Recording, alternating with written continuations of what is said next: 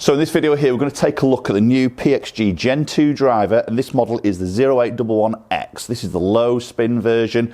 We've got adjustable weights, we've got adjustable neck sleeve, we've got more technology happening under the crown of the club here, so we're going to take a little look at that, see what's going on with this new driver. PXG are claiming more ball speed, so we're going to have a little look at that also. We've got GC quad on the floor, so we'll give you some data as always, and obviously my personal review of how this club looks and feels.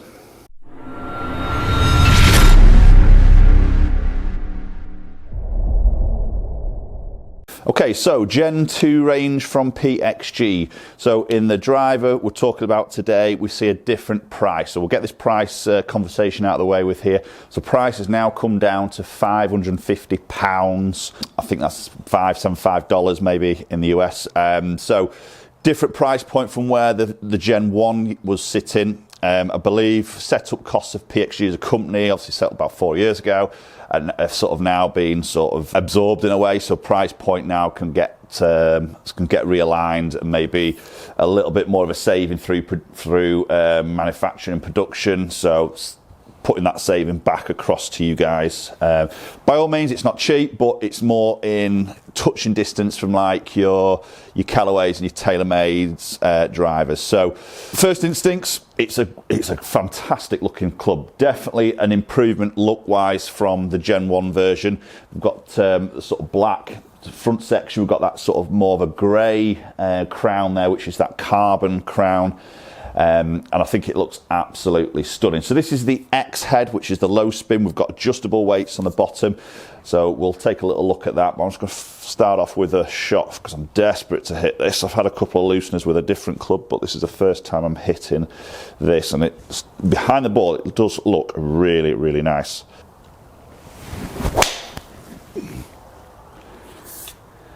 Sounds fantastic. Just push that up that right hand side there, just not quite squared that club face up, but the sound and feel of that was fantastic. Really muted sound, very solid sound. Flight looked pretty strong. Let's say just cut that up that right hand side. So we've got these weighted screws on the bottom, as we've seen in Gen 1. So we've got a mixture of the silver coloured ones are high density tungsten, so obviously a heavier weight. The black ones are titanium. So the tungsten being heavy one is when you start shifting that around the club head, you can start changing the sort of CG location and make it either a little bit sort of high spin, low spin, a bit more draw bias in the X head also, or you can just have it more of a neutral position. So I've got this currently set with the 3 heavyweights at the back of the sole.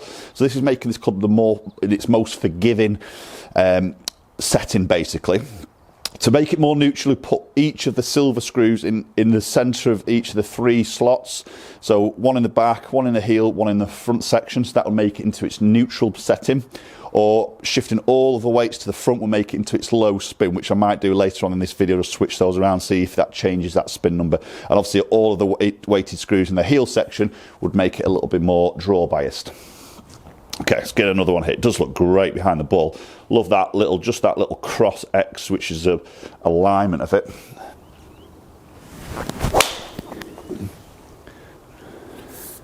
Lovely flight again.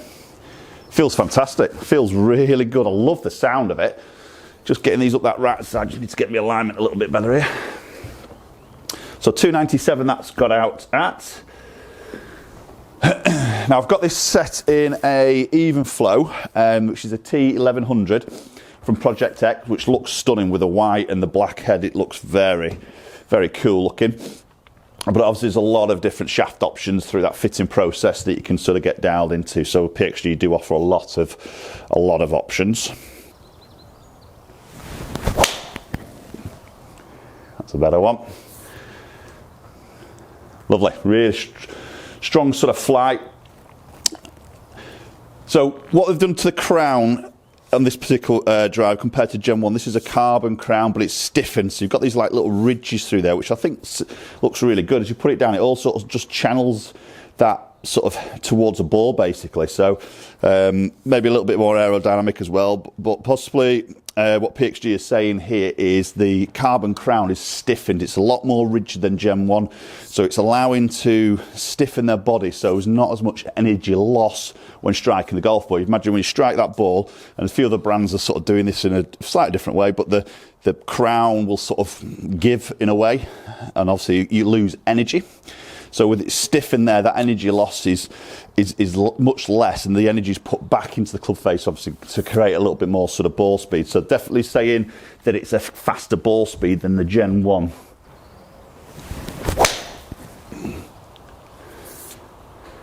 Just tweaking up that left-hand side a bit there now, but not too bad. Strong flight again. Okay, so I've got this set with all those heavy weights in that back section. So we'll just have a quick look at those numbers first, and then we'll switch it around and put those weights in the front and see how that may sort of alter that spin number. Okay, so just look at those 4 shots we hit with the weights in that back section. So we see the average in the spin at 2350. So obviously, you know, just moving it around a little bit as per my sort of strike really there. So I just tend to get that one a little bit low in the face. That launch just comes down at 10, and that last one there 8.2 it just pops my spin up, so that'll be slightly low in the face strike, so it just pops that spin up a little bit more. But I look at it as an average in those 4 shots, 2350, and the average in the carry at 267 with a ball speed of 157.5. Right, okay, so switched the heavy tungsten weights now into the front section of the drive. That took a little bit of time. That's the only probably downside with this. You're probably not going to be doing this a lot, to be fair, but shifting these weights around is a little bit sort of fiddly and takes a bit of time. So it's definitely not a quick process, but as I say, you're probably not going to be changing these around massively. Once you've got it fitted, you've got it sort of set there. So more of its low spin, more powerful sort of setting in a way, so we'll see how that maybe changes the spin numbers and possibly a little bit of that launch. Again, my strike will override that a little bit more here, but we'll look at it as an average. Get slightly up that right hand side, but a good flight again. Looked a little bit more powerful, a little bit more forward flying that.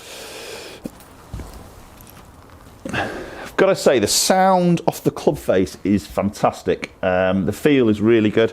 The sound is amazing. We've got a honeycomb sort of structure in the sole of the club inside, obviously, which is breaking up sound and allowing them to sort of save a little bit of weight and redistribute around different parts of the sole. But the sound acoustics, I think we've got it absolutely on the money. It sounds just incredible.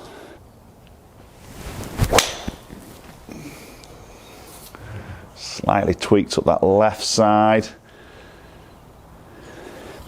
Just struggling a little bit in my start direction here. I'm just, as many of you may have seen, I'm just tinkering a little bit with my swing.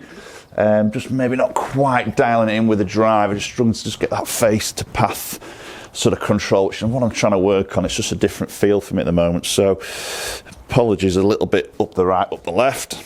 Bit army golf.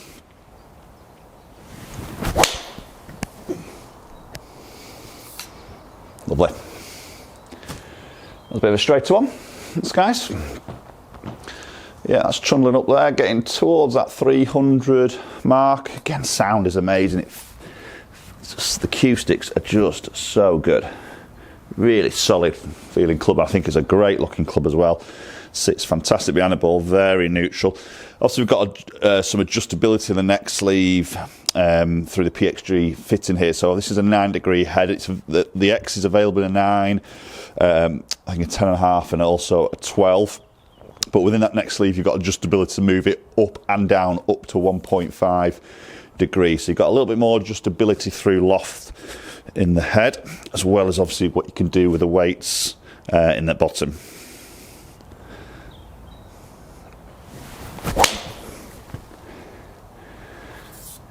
Bombed. Okay. That feels fantastic. Okay, let's look into the numbers a little bit deeper there with those heavy tungsten weights in that front section. Let's see if that's dropped that spin down a little bit more and see how that's compared against with the weights in that back section. Okay, so looking at the numbers first, we're just going to have a little look at club head speed. So 112.5, 112.7, so identical there on the averages with the weights in the front and the back section. But let's have a look at what's done with the ball speed there. So 157.5 with the weights in the back. You see just a little jump on ball speed, 159 there, which is good. So a little bit stronger, as you tend to sort of see with the weights more forward, just gets that slightly hotter. Maybe ball speed there. Launching identical with the weights in that front section, just a fraction less spin there. You see it 2245. So Not massive there, but I did have a couple of low spinners in there, but with the weights in that back section. Again, strike, as we know, will change that. You know, that you could probably see that first section there, the 2800 to the 1900. That's obviously just through me and strike. So a little bit tight on the spin numbers with that weights in the forward bit for me. A little bit more ball speed, which is nice. That just creates that little bit more carry and touch more run out there without those weights in that further forward sort of position.